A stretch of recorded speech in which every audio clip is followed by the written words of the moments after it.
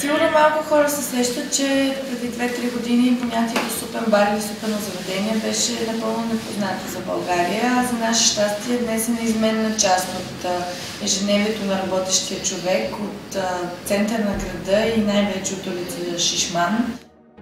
Но целта ни е не само да готвим вкусни супи, ами да караме хората да се усмихват и да ги радваме с някакви малки неща. Именно затова и заведението ни изглежда по този начин.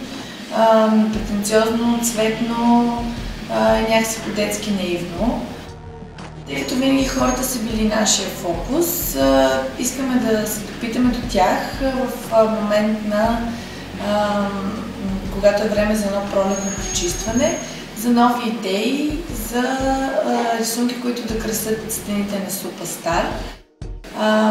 Целта ни е да запазим непретенциозния дух и облик на заведението, които създадахме съвместно с нашите приятели от Студио Функ, но да влезем просто в едно продължение или серия 2.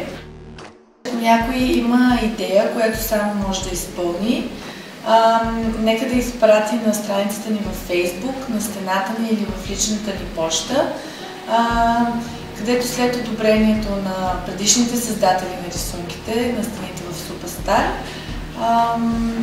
ще може да реализира идеята си, а ние освен, че много ще му се радваме, ще му се отблагодарим и с ваучер за безплатно меню за хранене при нас в рамките на 100 дни. Благодарим!